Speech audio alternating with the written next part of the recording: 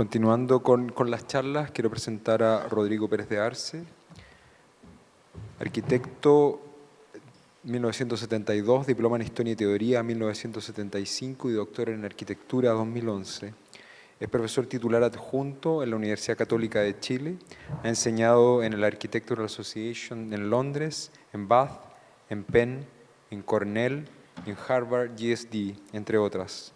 Sus publicaciones examinan las relaciones de arquitectura, ciudad y paisaje en domicilio urbano, ediciones ARQ, Santiago, 2006-2012. Revisa el edificio de departamentos como modelo alternativo a la casa. En City of Play, Bloomsbury 2018, desarrolla el tópico del juego en la ciudad y sus variantes arquitectónicas. Hecho a mano, ARQ 2019, teje ciertas relaciones entre observación, investigación y ejercicio profesional. Su ejercicio profesional comprende principalmente obras públicas, entre ellas el Centro Cultural Estación Mapocho, la remodelación de la Plaza de Armas y la cripta de la Catedral Metropolitana, todos ellos en la ciudad de Santiago, la remodelación Mercado Puerto y el mejoramiento de espacios públicos en Cerro Artillería, en Valparaíso, todos ellos realizados en colaboración. Muchas gracias, Rodrigo. Bueno, gracias. Bueno, muy buenas tardes. El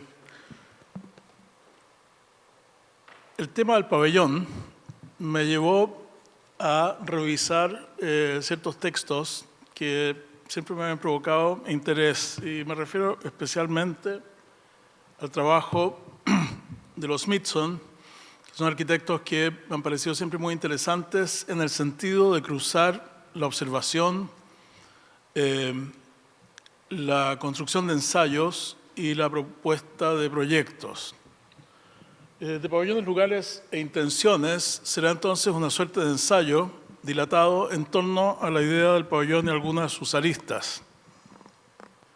El diccionario lo define básicamente en dos términos, como un pequeño edificio que está en relación a un gran edificio, o como una obra aislada en el paisaje que tiene un cierto sentido de autosuficiencia. Siempre está la condición de lo pequeño, siempre está la condición de la autonomía, pero en un caso esta pieza pertenece a un conjunto, en otro caso se vale de sí misma.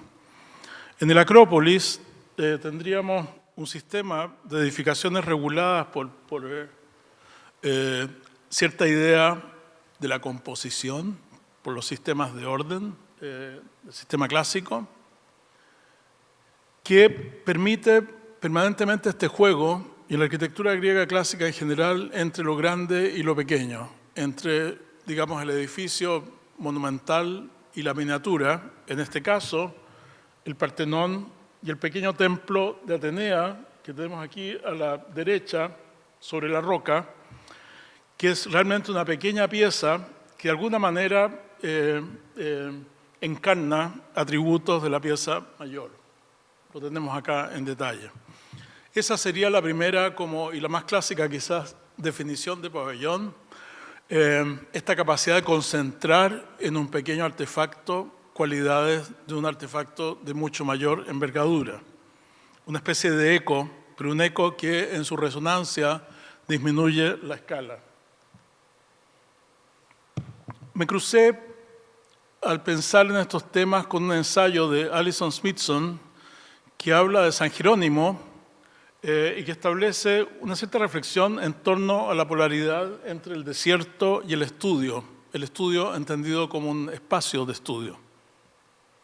El ensayo comienza con la figura de San Jerónimo, que también tiene la convocatoria de este workshop, esta figura tan famosa y tan querida de alguna manera, tan intensa, tan recurrente, de un interior al interior de otro interior, de un espacio equipado, de un edificio que es a la vez un mueble, un lugar como de bienestar, un lugar de estudio y de satisfacción personal.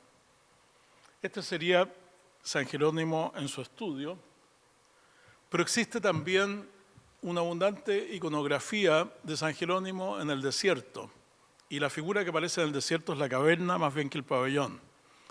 En el sentido desde el espacio equipado al espacio salvaje del desierto, al espacio del desamparo, pero en ese desamparo, San Jerónimo, que efectivamente fue una seta que peregrina al desierto en un periodo en donde aparentemente el peregrinaje al desierto y el ascetismo era una tendencia, como lo fue, por ejemplo, el peregrinaje de los hippies en Estados Unidos en la década de los 60. El estudio y la caverna serían entonces las dos polaridades que se tejen en torno a esta figura y que para los Smithson de alguna manera encarnan ciertas tendencias o ideas asociadas a una cierta idea del bienestar. El estudio como un lugar de recolecciones, un lugar placentero, un lugar protegido, un lugar a la escala de la persona, un lugar pequeño, y la caverna como una especie de estar en la naturaleza, en contacto directo con los elementos, pero al mismo tiempo protegido y también cobijado. Estas figuras son recurrentes, la iconografía es súper interesante desde el punto de vista nuestro, arquitectónico, y muy rica, por supuesto, en versiones de pintores y artistas de primera línea, como por ejemplo Rembrandt.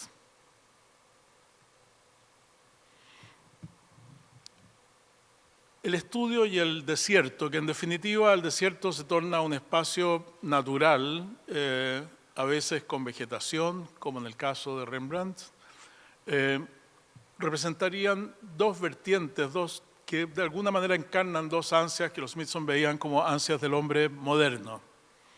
Una, la reclusión en un lugar hipercivilizado, hiperequipado, y la otra, el escape hacia un lugar de orden más salvaje, pero al mismo tiempo un lugar que ofrece la protección y el amparo que uno busca en un lugar como un pabellón.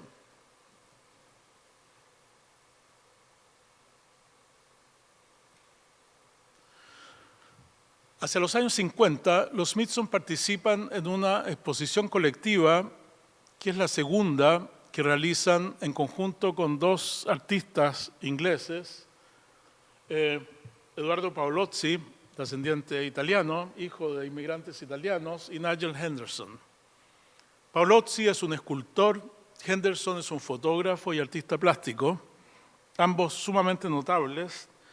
Ambos son, a propósito de lo que se conversaba anteriormente, los Smithson también coleccionistas. Es un periodo, la posguerra, de una Inglaterra bastante empobrecida, en donde, por ejemplo, se coleccionan con mucha apetencia y con mucho asombro las revistas norteamericanas que dan a conocer, digamos, la afluencia de un mundo del consumo, donde aparecen los coches americanos, los televisores, los refrigeradores, la cocina equipada, el baño, etcétera, como elementos de un consumo muy sofisticado y muy refinado. Patio y pabellón es una apuesta dentro de un conjunto de apuestas o de presentaciones de artistas en una galería de arte, todo esto autofinanciado con muy pocos recursos, pero en este caso lo que los Smithson se proponen con sus amigos, con sus colegas, es representar lo que ellos llaman los esenciales de la vida del hombre. El patio como un espacio de protección, el pabellón como el recinto mínimo, uno adentro del otro, y todo esto en la galería de arte como un lugar donde se exhiben lo que ellos llamaban como los rudimentos o los esenciales de la vida del hombre en la tierra. Fue una presentación muy paradojal que causó bastante sorpresa. Esta es la exposición que de alguna manera gatilla el arte pop. En las otras galerías de exposición, los otros expositores tenían cosas que venían del mundo de los cómics, por ejemplo, o del mundo del consumo. Lo de los Smithson, alguna persona lo define como una especie de paisaje post-apocalíptico, un paisaje de una chabola muy básica, construida dentro de este recinto, lo tenemos ahí con el número 7, y que expone fragmentos o señas de vida de distinto orden, productos industriales, retazos de cosas, pequeños bajorrelieves, alguna fotografía, un collage, etc. El patio se construye con paneles de terciado o algún material de ese tipo, revestidos en aluminio, de tal manera que las paredes son reflectantes y las personas que entran a este espacio se ven reflejadas en sus paredes. De alguna manera, ese reflejo se suma a los otros signos de ocupación o de habitación que interesaba destacar. El suelo está cubierto de arena y sobre ese suelo de arena, Paolozzi y Henderson distribuyen los elementos que a ellos les interesaba colocar como una especie de síntesis de signos del hombre en su vida en el mundo. La colaboración entonces se desarrolla de tal manera que los arquitectos construyen el entorno. De hecho, los arquitectos viajan a un congreso fuera de Inglaterra y los artistas habitan ese espacio. Y luego el visitante, con sus reflejos, también es el habitante fugaz del espacio del pabellón. Estas son las figuras de Henderson.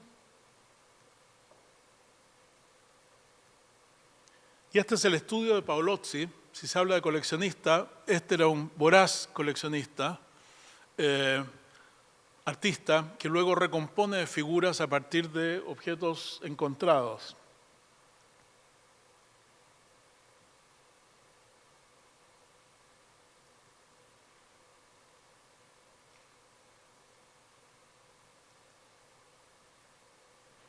La exposición causa bastante impacto, mucha consternación. La imaginería es como efectivamente o bien un mundo post-apocalíptico o bien un mundo de chabolas, ¿no es verdad?, de construcciones sumamente precarias, que está lejos incluso de lo que se vería desde la puerta de la galería hacia afuera.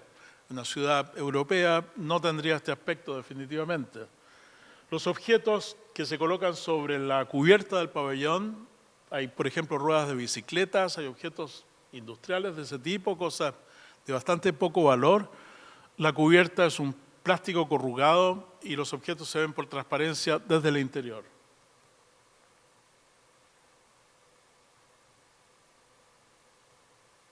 Es entonces una especie de mundo de sugerencias en donde el pabellón y el patio juegan en una especie de contrapunto.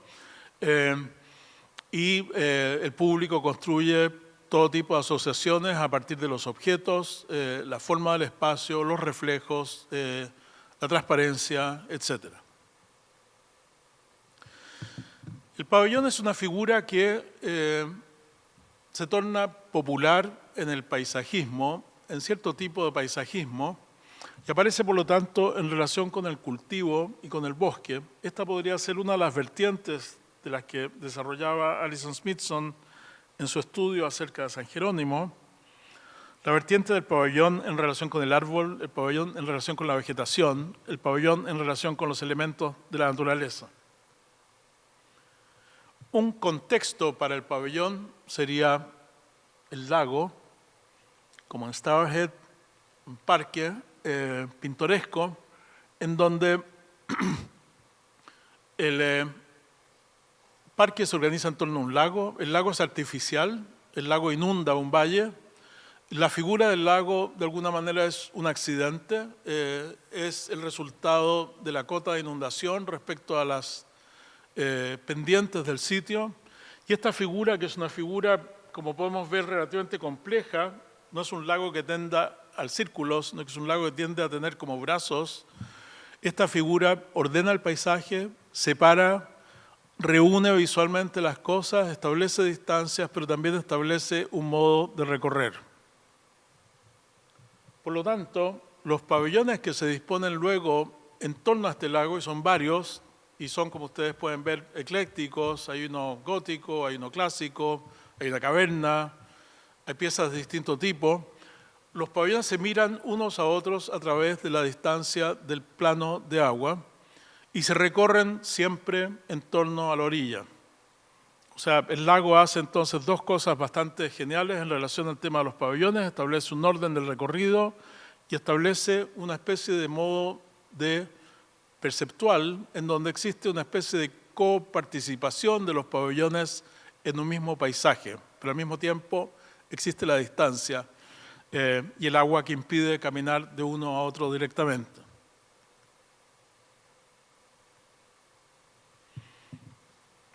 Otra idea de pabellón en el parque, digamos que no depende de un espíritu pintoresco o de la noción de secuencia o de la alusión histórica, es la que plantea Schumi en el Parque de la Villette, en donde se propone descomponer el programa del parque en una serie de piezas de más o menos igual volumetría que se distribuyen luego, como sabemos, de acuerdo a una matriz geométrica. O sea, en este caso hay una imposición absolutamente abstracta sobre el paisaje, que alude obviamente a ciertas formas de organización espacial propias del siglo XX y ciertas maneras de pensar el mundo que son más propias del siglo XX, con esta noción del orden geométrico, isotrópico, de las distancias regulares, de la repetición, etcétera, montados sobre el plano de la ciudad, de tal manera que la Villette actúa como una especie de contrapunto de la ciudad de París, con todos sus accidentes, la densidad histórica que tiene y los acontecimientos, digamos, propios de una trama urbana extremadamente densa y rica. Los pabellones son todos distintos, pero comparten ciertas reglas, comparten desde luego el color y la materialidad, pero luego desarrollan cada uno su propio carácter y una cierta agenda programática.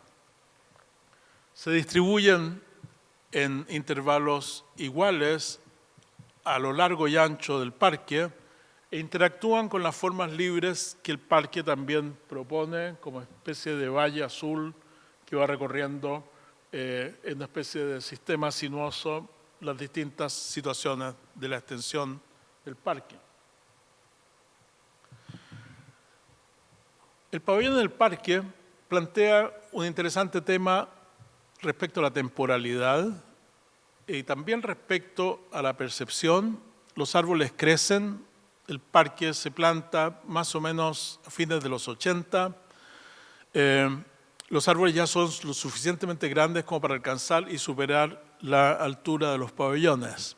Los pabellones permanecen más o menos iguales, los árboles en cambio construyen un entorno que los comienza a modificar indirectamente, como también modifica las relaciones entre unos y otros.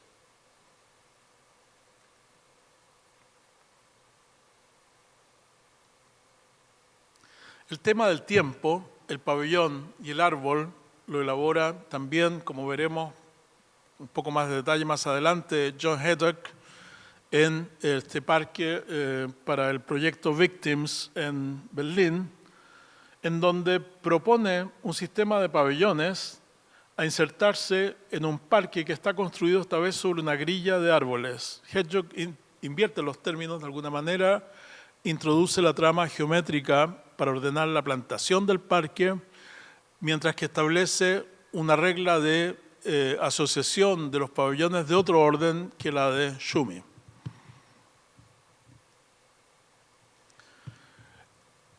Entre el árbol y el pabellón existen como relaciones de escala que son interesantes, me parece a mí, que podrían elaborarse, parecidas a lo que vemos en este dibujo hecho por estudiantes de nuestro taller 1 en un camping que realizan en un bosque de álamos. El bosque alcanza una altura de más o menos 30 metros, las carpas tienen una altura de más o menos 1,70 m.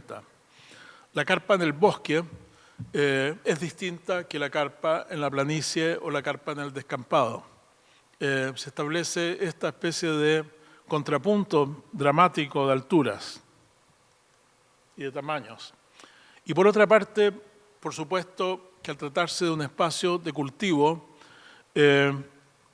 comparecen también todas las riquezas asociadas a un lugar de esa naturaleza, las texturas, las formas, la sombra, el frescor, el viento, la hojarasca de los árboles en el espacio del pabellón.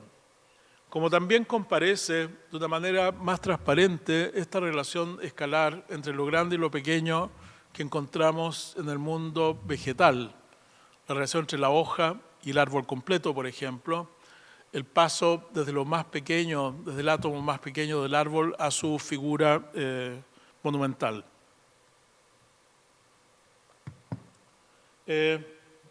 Existe una cierta tradición en las culturas de planicie, en la pampa argentina, por ejemplo, o las planicies norteamericanas, de construir pabellones o edificaciones protegidas por los árboles, en un esquema parecido a lo que vemos a la izquierda, es decir, en donde existe un diseño simultáneo entre el asentamiento, la obra arquitectónica propiamente tal, y el diseño de su entorno, que genera un espacio de temperie o de protección frente a la vastedad de una planicie posiblemente asolada por el viento.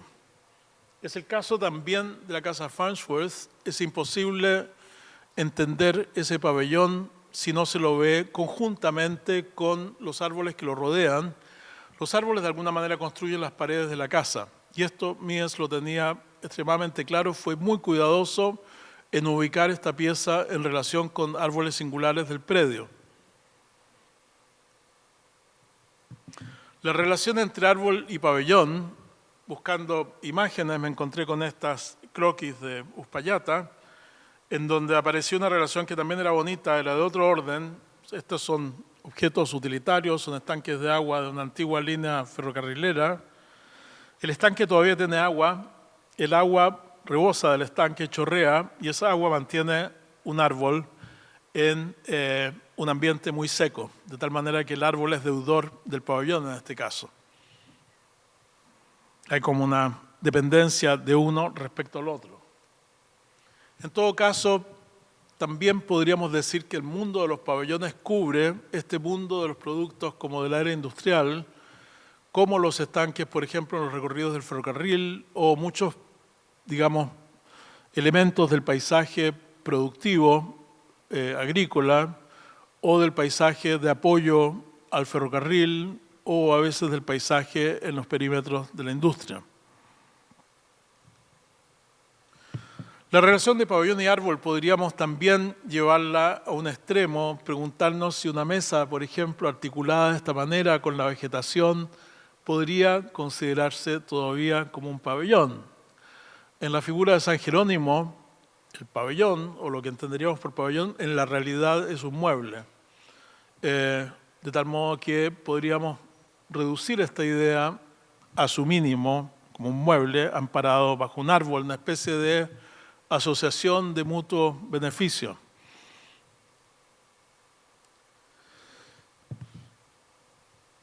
Otra categoría que parecía interesante, al menos enunciar, tiene que ver con esta noción. Si el pabellón antes lo veíamos como un objeto en el espacio, quizás un refugio, un estudio o un lugar de apoyo a las actividades de un parque, o quizás un lugar de apoyo a ciertas operaciones de un sistema técnico, también podríamos entender el pabellón como un objeto que establece un territorio que está de alguna manera medido por su propia misión. Los pabellones para escuchar, me refiero al tipo de construcción que encontramos en un espacio ritual, una iglesia, por ejemplo, en donde existe un lugar de la prédica. El lugar de la prédica está elevado respecto a los asientos de la iglesia y de tal manera que sea visible el predicante, el predicador. La gestualidad es tan importante como la oralidad, y este lugar también está ubicado y medido respecto a ciertas condiciones acústicas del local, de tal manera que este pabellón de la prédica habría que entenderlo como un espacio que está calibrado en relación a otro espacio, un espacio que establece su perímetro en base a la efectividad del mensaje que se transmite. Y así efectivamente es como lo encontramos en las iglesias. Es interesante ver, por ejemplo, la comparación entre las iglesias católicas y las iglesias protestantes. En las iglesias protestantes el tema de la prédica adquiere todavía mucho más importancia y de alguna manera este artefacto comienza a sustituir al altar. Pero este artefacto siempre se ubica en un lugar de la visibilidad, pero también en un lugar óptimo para la escucha.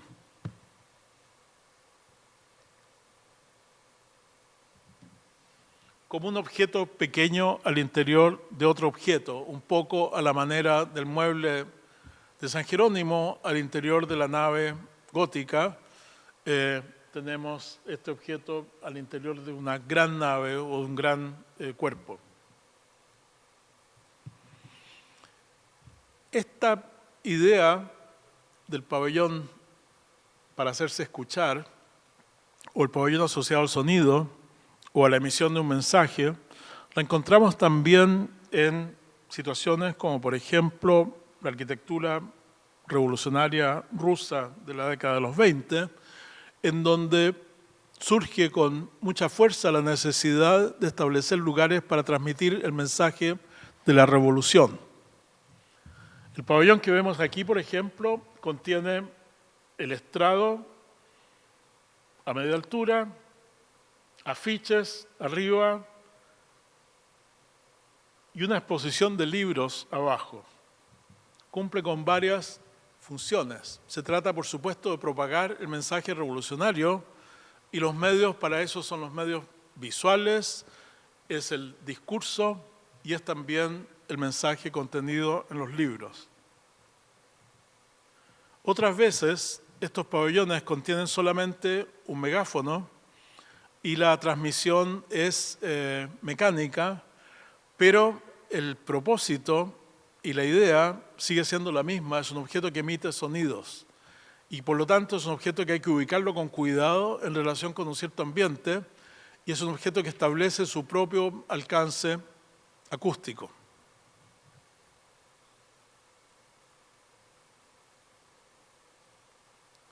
Encontramos también, de alguna manera, la figura más convencional del estrado para el orador, más parecido a lo que encontramos en la iglesia, ¿no es verdad? Aunque con un gran aparato retórico que eleva a la figura de Lenin muy por encima del suelo, lo transforma en una especie de escultura y de alguna manera realza su estatura como líder de este gran movimiento revolucionario. Pero a veces las figuras son más modestas. Aquí tenemos a Le Corbusier, por ejemplo, en Chandigarh, en un pequeño patio generado a los pies del monumento de la mano abierta, en donde propone un espacio para el aula, que seguramente nunca se ocupó, pero que de alguna manera simboliza la noción del orador, de la audiencia y de una cierta compartir de un mensaje en espacio secular pero cívico muy importante. Algo parecido creo que podemos encontrar también en la Ciudad Abierta, en Ritoque, esta obra de los arquitectos de la Católica de Valparaíso, en donde, al igual que en la operación de John Hedrick, que vamos a examinar más adelante, no existe un plan maestro inicial, pero sí existe una febril construcción de piezas, muchas de las cuales podrían caer bajo la categoría de pabellones. Hay, por ejemplo, el estanque de agua, pero el estanque se sitúa como eje de partición de una especie de plaza que tiene dos espacios, y esa plaza o ágora que contiene dos espacios también es un lugar de reunión y es un lugar que invita a un cierto tipo de intercambio. Pero más a punto con lo que estamos discutiendo y la noción de la escucha es este monumento, que es un recorrido con una especie de muelle, el Ágora de Troncois, una conmemoración de un diseñador, poeta francés que murió, que era amigo de los arquitectos y poetas de Valparaíso. El Ágora, así como lo llaman, lo proponen en palabras de Alberto Cruz como un lugar para hablar. Es decir, también este muelle que está asociado a un suelo, que tiene un tamaño pequeño, como una especie de plazoleta, se lo supone como un lugar desde donde se puede declamar posiblemente poesía y desde donde las personas que están ahí bajo el rumor del mar pueden escuchar bien y pueden de alguna manera participar del acto poético. Cerca de esa pieza, que ya desapareció hace tiempo, existía otra que era una suerte de cubículo, pabellón, también muy bonito, una pieza dentro de otra pieza, un poco parecido a lo de los Smithson, pero esta vez al principio no es un patio con un pabellón, sino más bien un palio o un techo con un pabellón debajo. Era un pequeño estudio que tenía como propósito ofrecer un lugar de estudio, pero al mismo tiempo ser el espacio para cuidar esta pieza escultórica respecto al robo de materiales y el vandalismo, que en el sitio fueron un problema relativamente acucioso. Otras también tienen que ver con el tema de la acústica y de la escucha, como es el caso, por ejemplo, de esta pequeña capilla en la Quebrada. Otro tipo de categoría de pabellones asociado a una investigación que realizo y un tema que me gusta mucho es el pabellón de juego, Playgrounds. El programa me parece a mí muy fascinante, es un programa que emerge con mucha fuerza en el siglo XX, con más fuerza todavía a partir de la Segunda Guerra en adelante, y que en tanto está dedicado al juego, que es una actividad que no tiene contornos precisos, mucho menos todavía el juego de los niños. Digamos que el llamado al diseño es un llamado que tiene que ver con un tema de la imaginación, es un llamado abierto y admite muchas posibilidades, desde, por ejemplo, esta construcción como neoprimitiva de mano de Dimitri Pikionis, a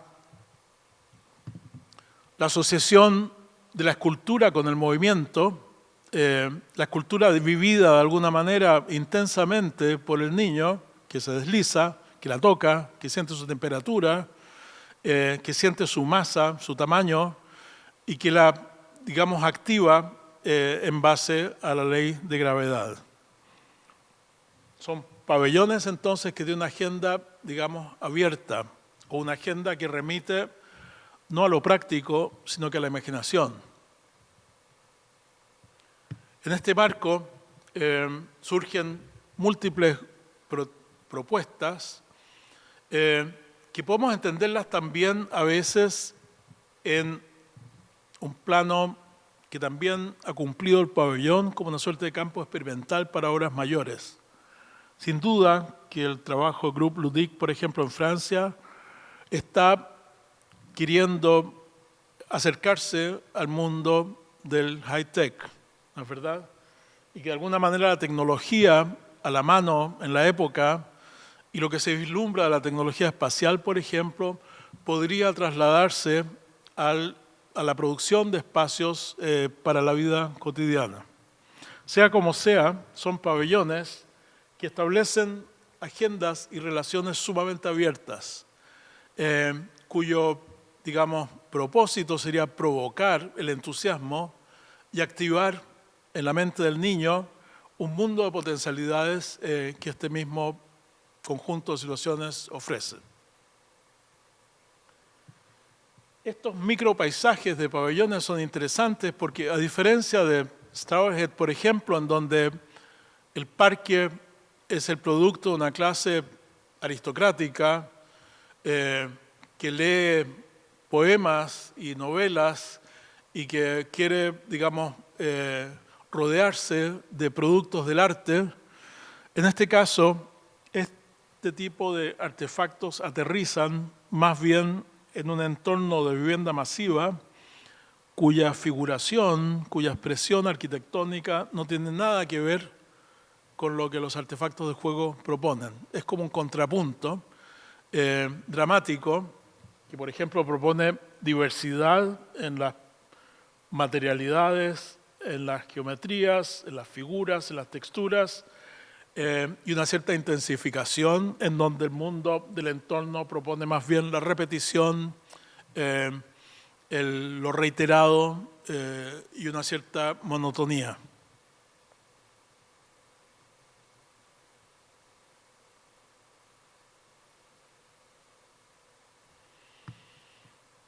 Son muchos los artistas que participan y hay un periodo en donde están fascinados los escultores con la posibilidad de que la percepción de la escultura sea física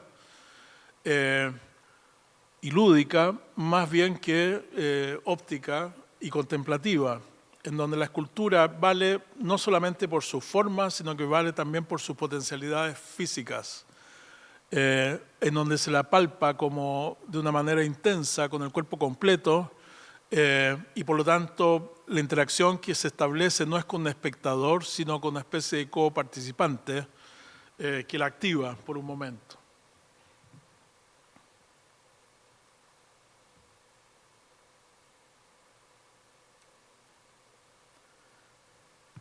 Trasladado al mundo de la costa o del agua, yo diría que estas figuras también tienen algo que ver con la idea del pabellón, ciertamente que tienen bastante que ver con la idea del playground, pueden no ser para niños, a lo mejor son adultos los que la utilizan, pero nuevos son artefactos de juego, son artefactos lúdicos, cuyo único propósito en el mundo es ofrecer un cierto desafío lúdico, intensificar la imaginación, provocar, digamos, el uso a través de una noción del goce.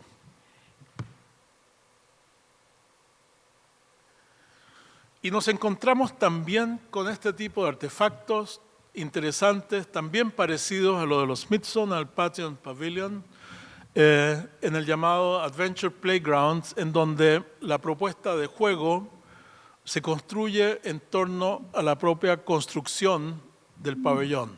Y la construcción del pabellón, tratándose de un lugar de niños y de una cierta provisionalidad y de costos muy bajos, resulta ser un poco como una favela sudamericana, que nuevamente la vemos en relación al ambiente súper sofisticado y desarrollado de una sociedad avanzada del norte de Europa. Es decir, la ciudad de hormigón alberga un pequeño ciudadela de tablas precarias que sirven para transportar a los niños a un mundo anterior a la superindustrialización, un mundo quizás de la pobreza, pero también un mundo de la espontaneidad, de la manualidad, del accidente y de lo imperfecto.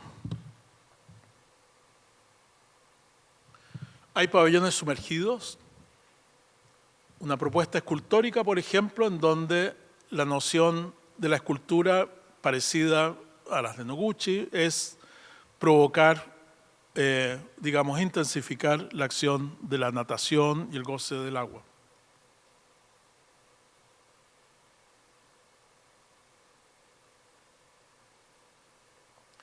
En este contexto del juego aparece también la propuesta del laberinto como un sistema de recorridos, digamos, inasible, en este caso bellamente sintetizado por Peso y Rickhausen en la instalación que ellos denominan 120 puertas, en donde la ordenación es matemática, como en la Villette,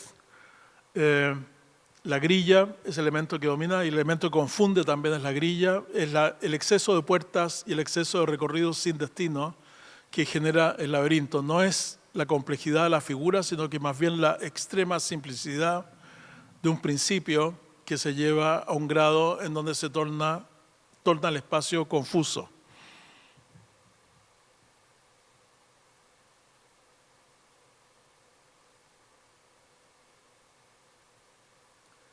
Podríamos decir que esto es un pabellón, no tiene cubierta, pero yo creo que podría entenderse como un pabellón en un parque.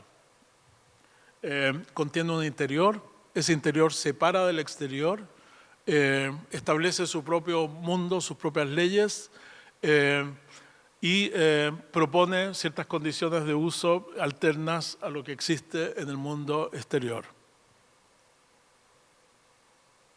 Quizás uno podría decir que esta obra más reciente de Pessoa von Rickhausen en Venecia tiene algo parecido.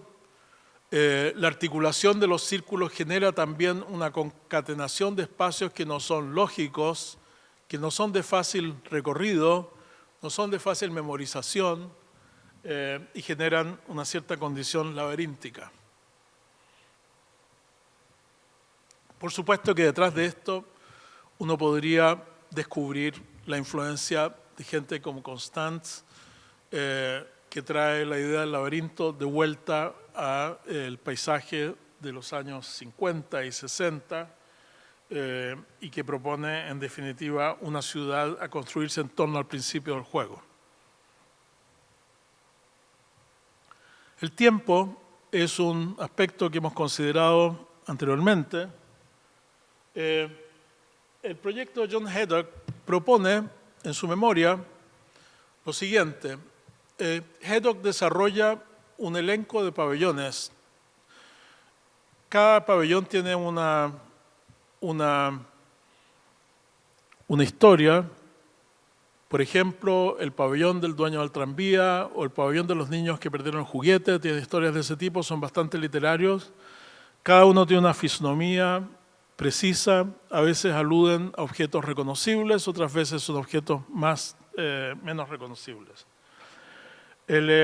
Todo esto se va a construir en un memorial a las víctimas de la Gestapo en Berlín. Lo que vemos arriba son los edificios de la época nazi que se mantienen en el terreno. Luego hay un circuito de tranvía con una doble plantación de setos que cierra el sitio. Y luego hay una plantación de árboles sobre una grilla regular. Los habitantes de Berlín elegirían pabellones y elegirían la secuencia de construcción. Aquí tenemos la figura de los pabellones. La única exigencia es que esos pabellones se construyan de acuerdo a diseño y que solo se asocian unos a otros tocándose en un solo vértice. De tal manera que el conjunto, este es el que Hedgehog ejemplifica, podría variarse, pero no podría eliminarse esa condición de la conexión física entre uno y otro a partir de un vértice. Este ejercicio lo llevamos como un ejercicio de taller, de trazados, con los estudiantes de nuestro taller al Club Hípico, para poder a escala real trazar el trazado de Hedgehog, es decir, esa versión de Victims sobre el pasto en el Club Hípico de Santiago, que resultó ser una figura de esa naturaleza.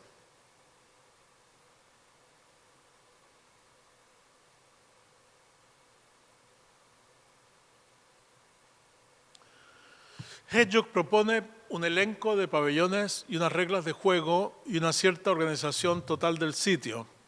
Deja abierta la manera en que estas piezas y el orden en que estas piezas entran en el parque. Es decir, yo podría elegir, por ejemplo, la pieza número 19 y la pieza 7 como las iniciales que gatillan el proceso. Los árboles se plantan al inicio del proyecto y existía un ciclo temporal para ir colocando pabellones, pero la idea era que cada vez que se coloca un pabellón hay que sacar algunos árboles, pero mientras tanto los otros árboles están creciendo. La idea era que un niño en Berlín podría, cuando adulto, reconocer el pabellón, pero también reconocer el tiempo pasado sobre la base del crecimiento del árbol.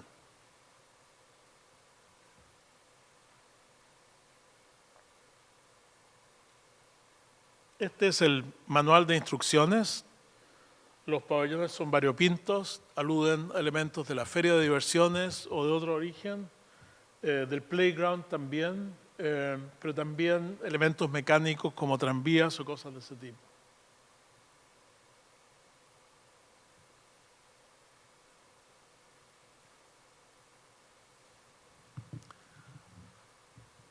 Los Smithson mencionan también, en relación a la idea del pabellón, esta figura que es muy extraordinaria, la del santuario Shinto en Ise, Japón, que es un santuario que se reconstruye cada 20 años, desmantelando la construcción anterior y construyendo una réplica idéntica, nueva, a su costado, de tal manera que el sitio está permanentemente, como lo vemos en la fotografía, en una situación de recambio que se reactiva cada 20 años. Están recién terminando los pabellones de abajo, se van a demoler los pabellones de arriba y ese sitio va a quedar en barbecho a la espera de los próximos 20 años, en donde será necesario construir los pabellones en ese lugar. Esta es otra sentido de temporalidad que evidentemente tiene connotaciones religiosas o de otro tipo, pero igualmente parece como muy interesante. O sea, no se diseña solo el objeto, se diseña y sus relaciones.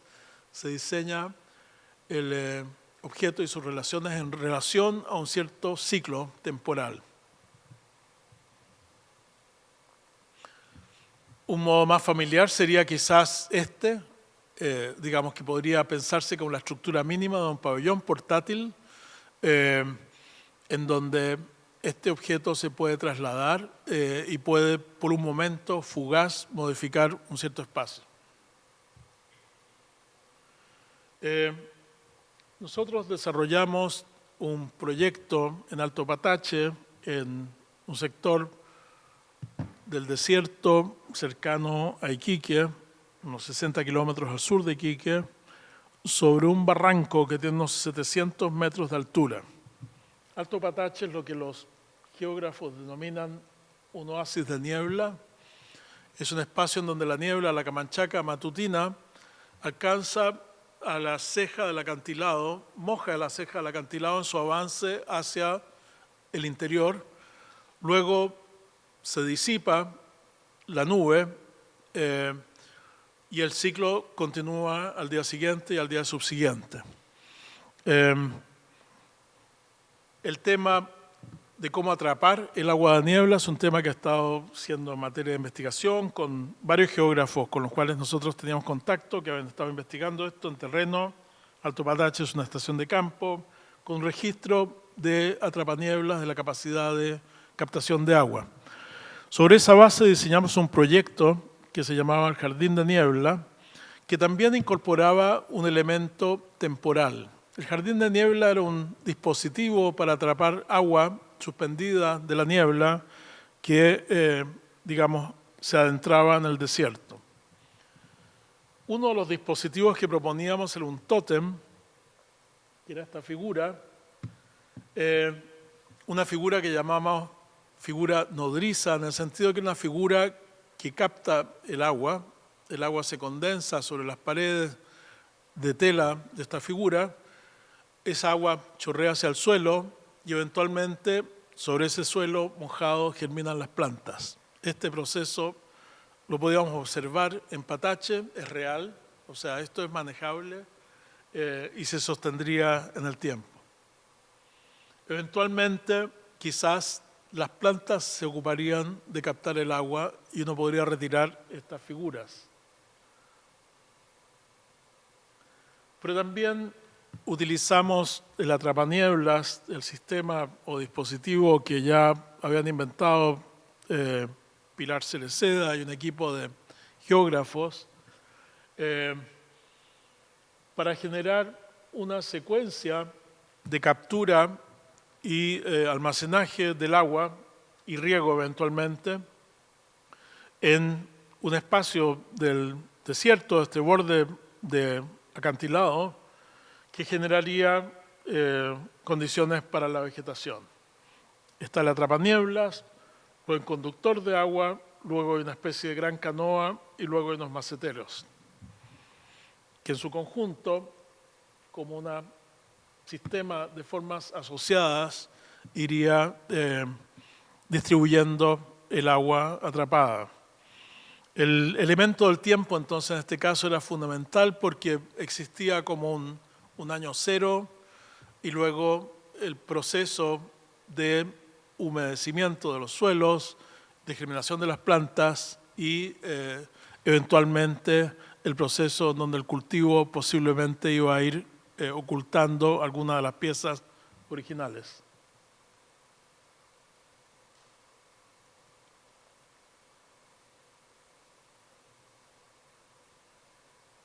Había una piscina o un aljibe o un espacio de almacenaje de agua con cortinas que se asoma hacia el océano.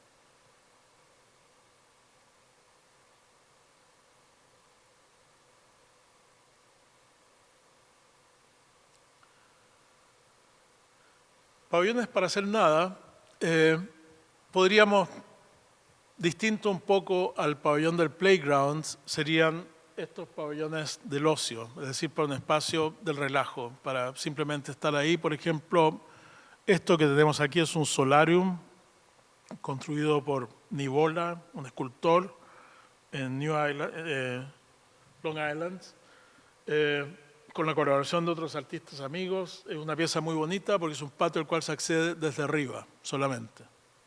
O sea, hay que subir y bajar para llegar a él. Es como una piscina completamente cerrada porque no tiene puerta. Y es un lugar literalmente hecho para hacer nada. O sea, es un lugar para escaparse del mundo, para estar ahí, para dormir o para tomar sol. De alguna manera, la toma ilegal de Puerto Viejo que registra Josefina Guilizasti, las casetas que se construyen en Puerto Viejo en el momento en que se realiza la toma, tienen como propósito reclamar el derecho a uso de un predio de desierto que esta gente había usado informalmente por mucho tiempo ante la amenaza de un desarrollo inmobiliario.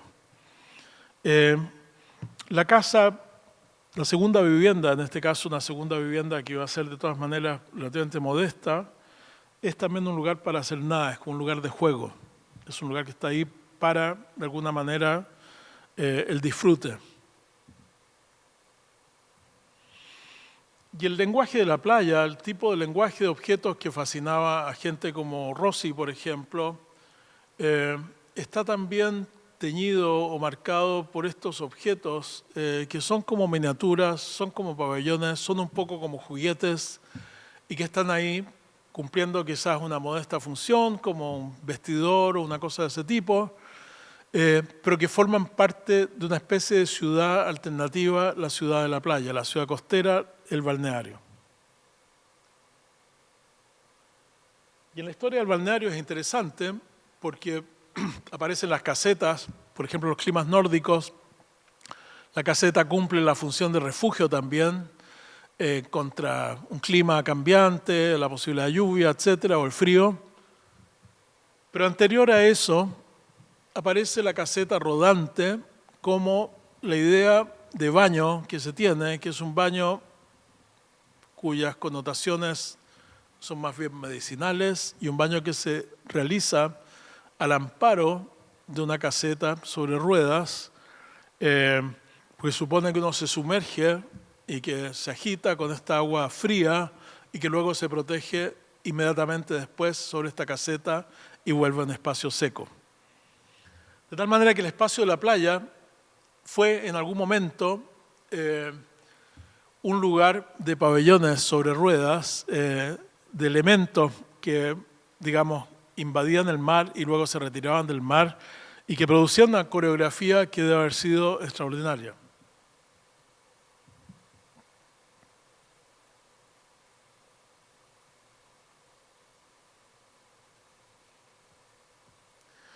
Finalmente, para cerrar esta especie de disquisición en torno al pabellón, se me ocurre que el cementerio es un lugar, por ejemplo, el Cementerio General en Santiago sería la ciudad de los pabellones, en donde nada ocurre porque obviamente el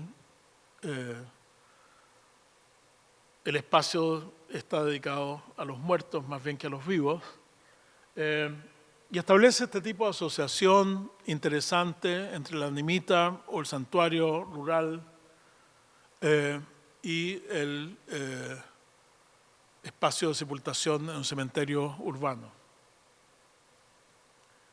Del pabellón mantiene esta condición de miniatura, la identificación del objeto aislado, recorrible, un cierto tamaño, nunca demasiado grande,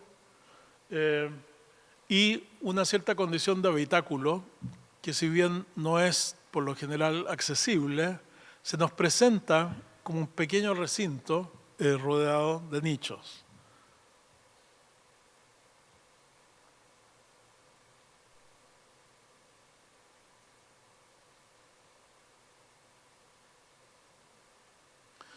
Volvemos entonces, para concluir, a los Smithson y su fascinación con el tema del pabellón, que ellos lo ven como una especie de campo experimental para obras de mayor tamaño o una cosa intermedia entre la maqueta y el proyecto pesado, digamos, de otra envergadura. Ellos construyen hacia el final de sus vidas una serie de pabellones en torno a una casa de fin de semana de un industrial alemán. Estos pabellones se van desarrollando, como vemos en los planos a la izquierda, en torno a la casa. La casa también se transforma con elementos que se le adhieren para construir un espacio que, bastante al igual que el playground y también parecido al caso de Storehead, está aludiendo a la imaginación, un espacio que quiere despertar memorias, recuerdos de infancia o, digamos, experiencias que no son de común ocurrencia, como por ejemplo vivir entre los árboles.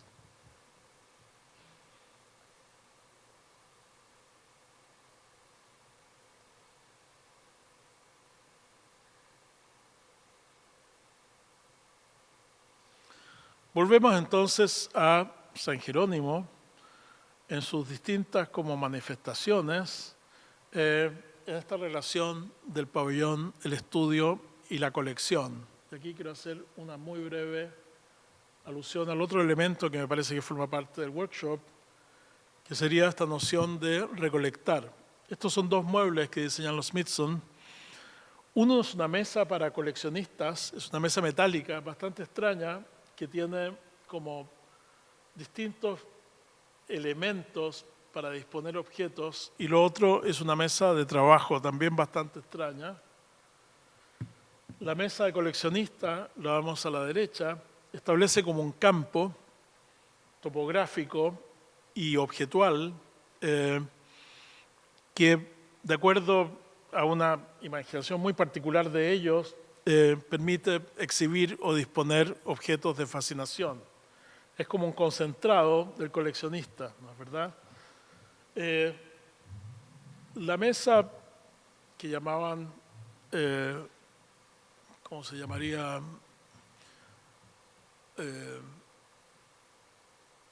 Que aluda al agua y a estas plantas que crecen en el agua, la que tenemos a la izquierda, es una mesa de vidrio que establece como un plano, al igual que la superficie del agua, pensemos en los cuadros de Monet, en donde hay objetos sumergidos y objetos emergentes. La mesa tiene también pedales. Los pedales son inútiles, pero permiten, por ejemplo, hacer lo que uno hace a veces cuando escribe o piensa o trabaja. Y los distintos contenedores están a la mano para alojar objetos útiles como lápices, papel, etc. Lo interesante de esta mesa, que también es como de un coleccionista, también tiene el espacio de guardar, también contiene un pequeño universo.